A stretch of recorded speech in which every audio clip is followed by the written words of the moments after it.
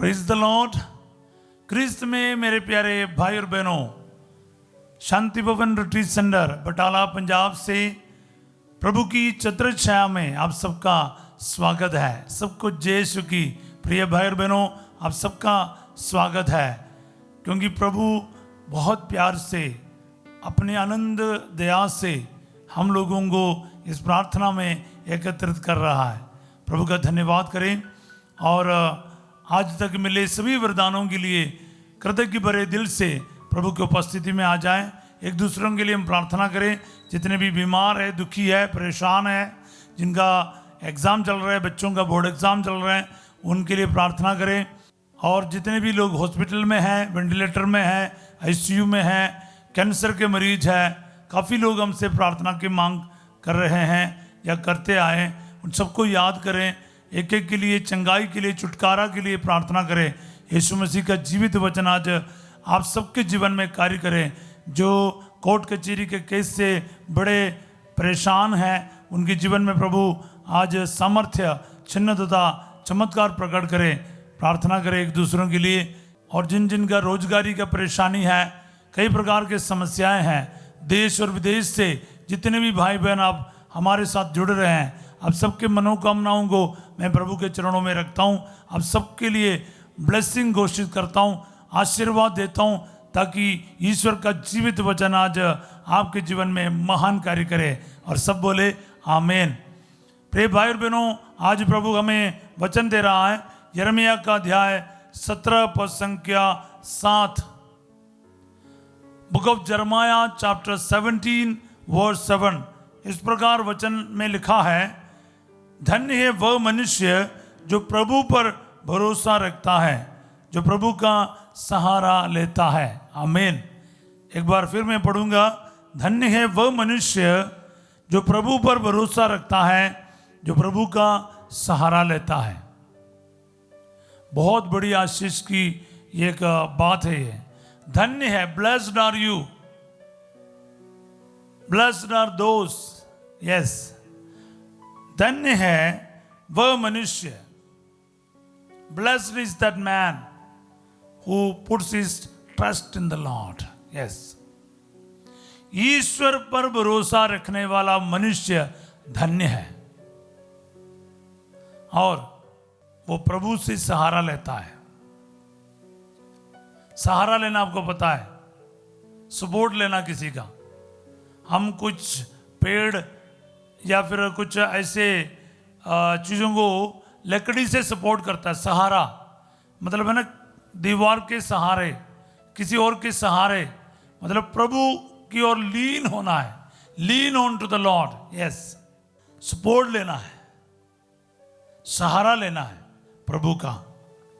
क्योंकि इसका विपरीत कुछ वचन इसी अध्याय में लिखा है। वचन 5 हम पढ़ेंगे, 17 अध्याय का वचन 5।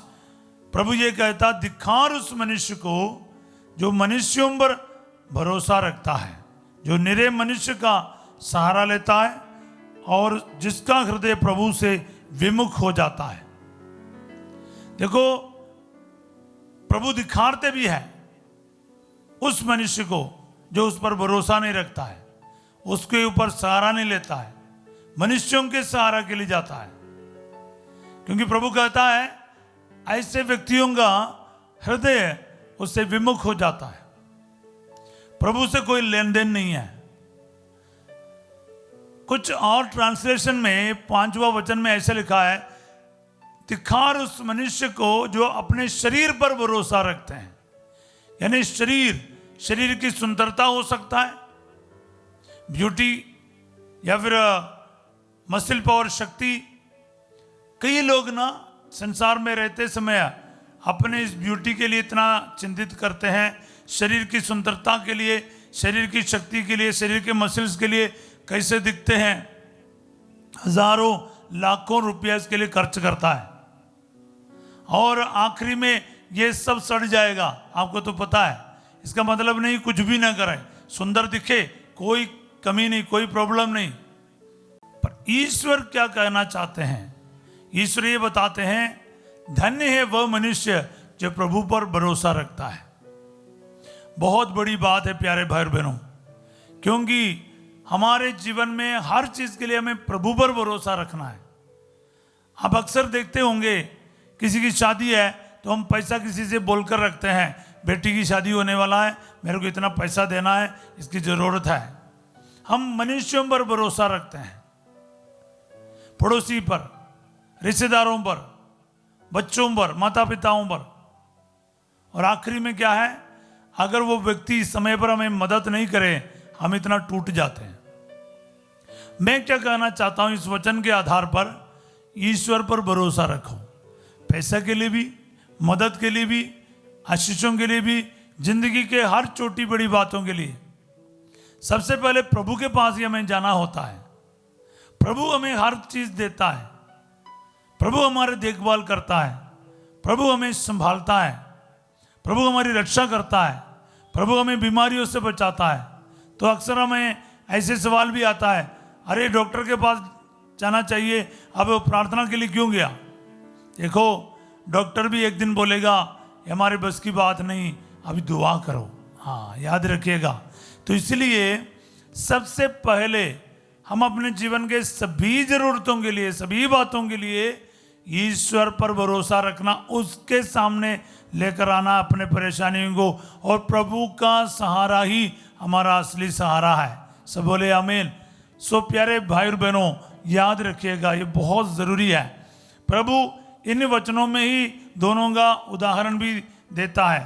प्रभु पर भरोसा रखने वाले का उदाहरण है 8वां वचन में, वह जल स्रोत के किनारे लगाए हुए वृक्ष के सदृश है।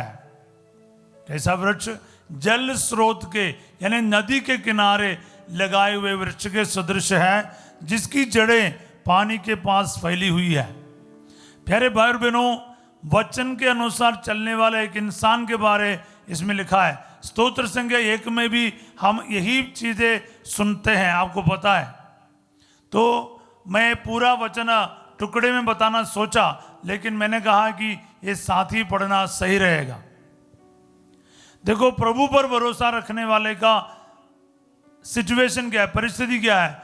वो नदी के किनारे लगाए हुआ वृक्ष के समान है, जिनकी जड़ें उस पानी की ओर फैली हुई है, और वह कड़ी धूप से नहीं डरता, गर्मी से उसका परेशानी नहीं, उसके पत्ते हरे भरे बने रहते हैं, उसके कभी मुरझाते नहीं पत्ते, साथ ही क्या है, हमेशा हरे भरे रहते हैं, और सूखे के समय उसे कोई चिंता नहीं होती।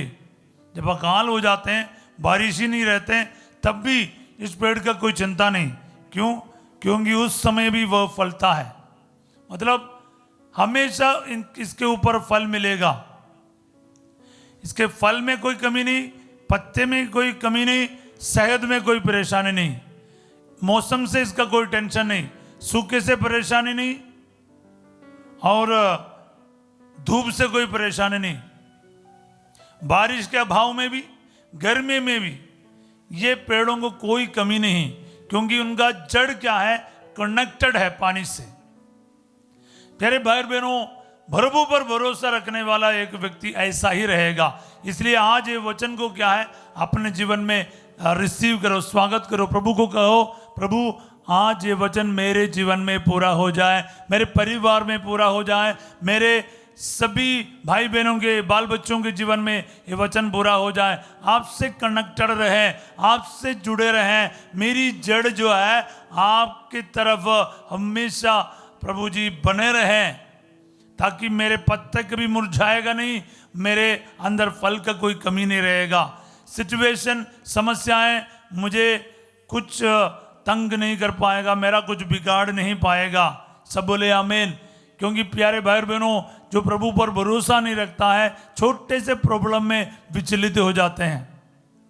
छोटे से प्रॉब्लम काफ़ी है। तो इधर लिखा है प्रॉब्लम आएगा, बराबर परेशानी आएंगे, संकट, बीमारी, एक्सीडेंट, कर्ज, कई प्रकार के समस्या आपके और मेरे जीवन में आएगा। लेकिन धन्य है वह मनुष्य जो प्रभु पर भरोसा रखता है और उसका सहारा लेता है, वो बना रहेगा, उसका फल भी बना रहेगा। सब बोले आमीन। पर जो भरोसा नहीं रखता उसके बारे लिखा है वचन 6 में, वह मरुभूमि के पौधे के सदृश है, मरुभूमि के पौधे के जैसा, जो कभी अच्छे दिन नहीं देखता। अगर आपके दिन में अच्छा दिन नहीं है, आप अपना दिल का जांच करो कि आप प्रभु के साथ लगाए हुए वृक्ष के समान है या मरुभूमि के वृक्ष। आपका भरोसा आपके संबंधी के ऊपर है, बच्चों के ऊपर है, कमाई के ऊपर है, कारोबार के ऊपर है या प्रभु के ऊपर है। यह आपका सफलता निर्णय करेगा। याद रखिएगा, वो मनुष्य उस मरुभूमि के पौधे के सदृश है जो कभी अच्छे दिन नहीं देखते।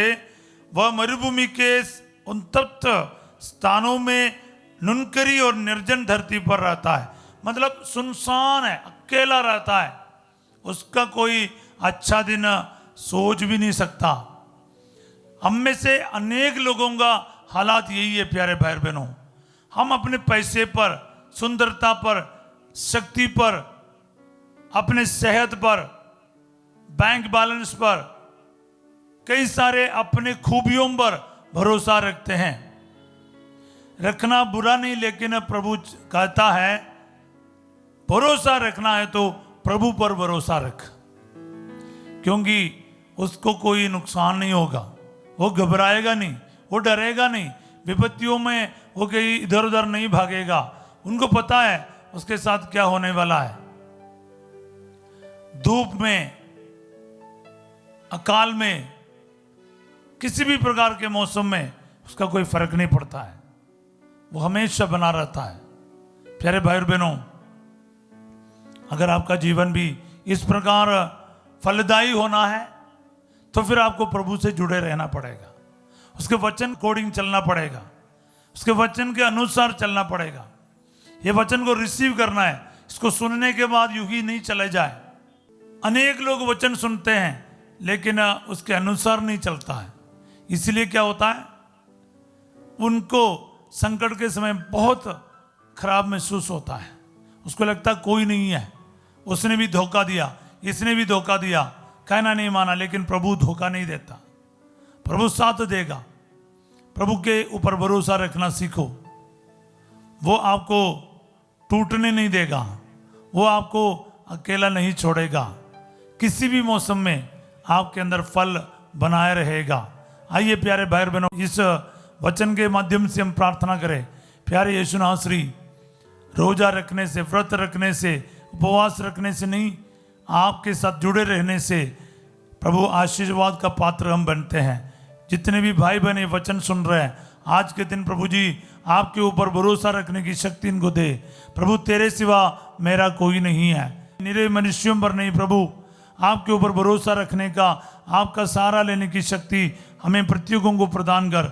आज के दिन इस वचन की शक्ति हम सबके जीवन में पूरा हो जाए, मेरे जीवन में पूरा हो जाए, हमारे परिस्थितियों में पूरा हो जाए।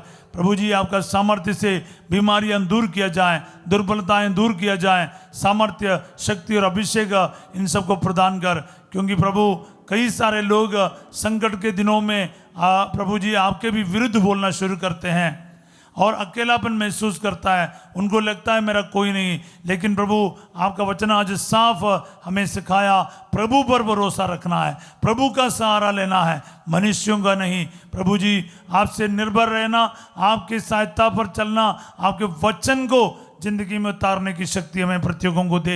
आज इस वचन की अनंत योग्यता से हमारे जीवन से हर संकट को दूर कर, बीमारियों को दूर रख, शैतान की ताकतों से हमें बचा।